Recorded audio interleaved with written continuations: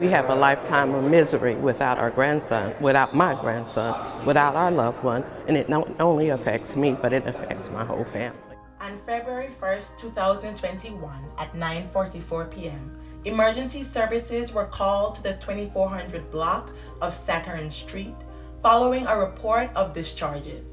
They did not find any victims. Shortly after, 2 people showed up to the University of Cincinnati Medical Center with discharge wounds. Law enforcement quickly determined that they had been wounded on Saturn Street earlier that night. Sadly, 19-year-old Terrance North Jr. passed away at UCMC. An investigation determined that someone had used Facebook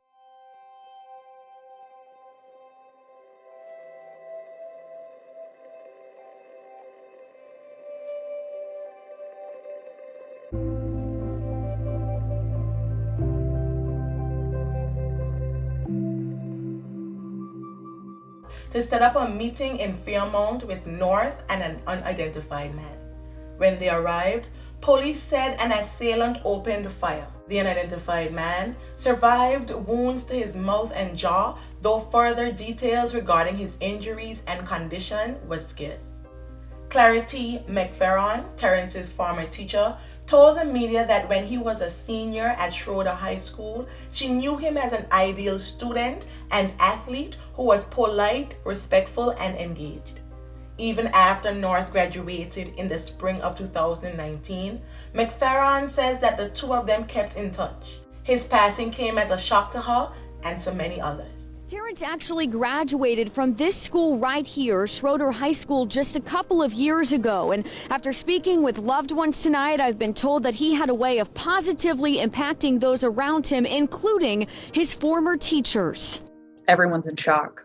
He was a funny guy. His wit was just amazing. Someone seemingly loved by everyone. He was such a great kid, so much fun. He was great with the banter. That kept our class discussions really interesting and kept the other kids involved. He was also very well-mannered. I cried as soon as I saw it. And it's been rough all day because we have to be strong for the kids, but then go and do our job. And yeah, it was rough. It's been on my mind all day. Charity is certain Terrance will never be forgotten, and she believes his loved ones will fight to find out why his life was cut short. I think that will be kind of a driving force, the anger, the hurt, and I definitely think they'll be on it to seek justice. The day prior, police had responded to a discharge incident at 120 Glenridge Place in Avondale around 1:20 a.m. Emergency crews found Jeremiah Campbell, who was also 19 years old, lying in the street with multiple discharge wounds. Unfortunately, he was pronounced gone at the scene. At the time, he was the 6th teenager to be wounded in the tri-state that week and the 2nd to pass away. In April 2021, 4 adults, Carl Godfrey, Jason Gray, Mario Gordon, Conn Inabnitt, and a 14-year-old teen were indicted on several fatality charges regarding 3 incidents which occurred within 19 days and left 4 gone, including Terrance, and 3 wounded. At the time, the 14-year-old was charged with 1 count of aggravated fatality, 6 counts of fatality, 3 counts of attempted fatality, and 6 counts of felonious assault. It began on January 31st, where prosecutors say Carl Godfrey was hired by someone to murder Jeremiah Campbell, and when Godfrey and Jason Gray arrived at the Avondale home where Campbell lived, they shot and killed him. Investigators say on February 1st, the 14-year-old set up to meet 2 people from Facebook in Fairmount. The prosecutor says the 14-year-old arrived to the meetup and fired multiple shots into a car, killing Terrance North and hurting the other person inside. 2 weeks later, police say Godfrey told Conn Inabnitt to drive Gray, Mario Gordon, and the teen to Westwood. And when the targeted person arrived, he was in a car with 2 other people. Investigators say Gray, Gordon, and the 14-year-old fired shots and hit all 3 people. Prosecutors say Deontray Otis died, but wasn't the target. The other 2 survived. And on February 18th, investigators say as retaliation for another incident, Godfrey and the 14-year-old armed themselves and killed Donnell, Steele, and Millville after an encounter. They say he was not specific specifically targeted. Now I asked, and the prosecutor's office tells us that they do not believe that 14-year-old is related to any of the adults. In February 2023, a Hamilton County Juvenile Court judge ruled that now 16-year-old Mikeem Thomas was not amenable to rehabilitation in the juvenile justice system. Prosecutors said Thomas was likely the only juvenile in the court's history to be accused of ending 4 people's lives in 4 different incidents. They also said he had no remorse, had bragged about the fatalities, and expected to be paid for at least one of them. The teen kept a photo of Terrance's funeral service information on his cell phone, prosecutors revealed. Following the transition of his case to adult court, the teen's identity was revealed by the media. A grand jury in Hamilton County Common Pleas Court indicted Mikeem on 27 counts, including 6 counts of fatality, 14 counts of felonious assault, 3 counts of attempted fatality, and 2 counts of aggravated robbery. He appeared before Judge Jude Goring, where he pleaded not guilty. Prosecutors told the court they believed that Thomas was trying to prove himself as a hired hit guy. Prosecutor Linda Scott told the court, "I believe he's auditioning. Look at me, Hamilton County, look at me. I'm open for business." About Thomas's involvement in this series of killings, the prosecutor said, "We're not stealing candy from a UDF. We're talking about a person who executed people to brag about it, to get money for it." Thomas was tied to Carl Godfrey through other fatalities across the area, particularly the 3rd incident, which occurred on February 16, 2021. Prosecutors said Thomas pulled the trigger in 3 of the crimes. In one of those 3, he was accused as the organizer of the fatality, as he set up the victims and was the lone assailant.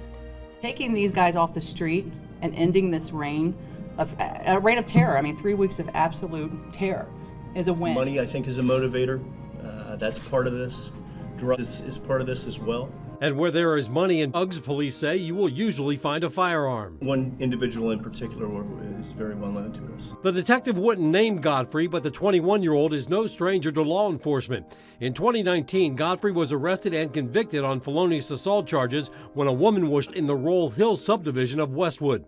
Police say the more recent shootings account for 1/3 of the homicides in the city so far this year. This was a spree that, again, caused catastrophic outcomes to families, to victims. Do you believe that this would have continued had these people not been taken off the street and moved into work? I absolutely. Yes.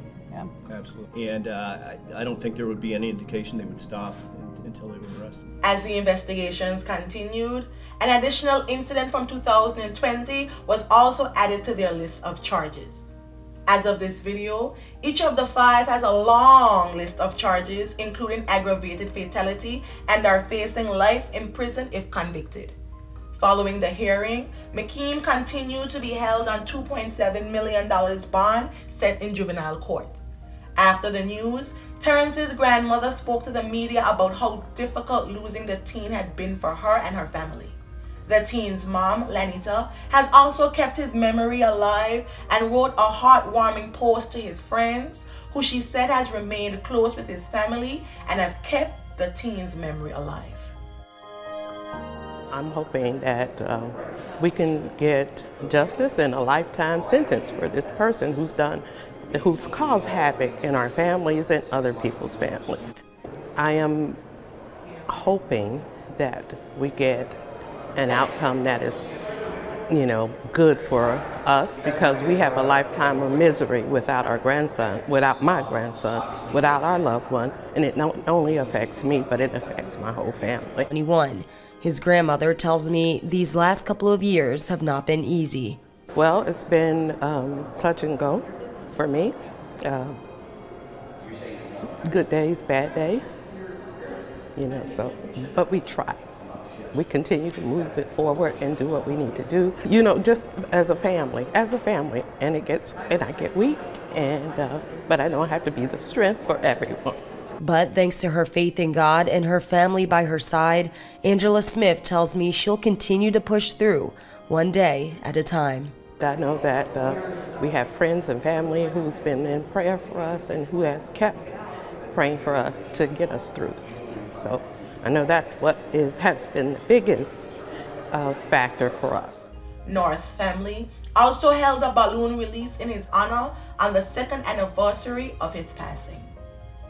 Anyone with relevant information regarding any of these cases is urged to call the Cincinnati Homicide Unit at 513-352-3542 or Crime Stoppers at 513-352-3040.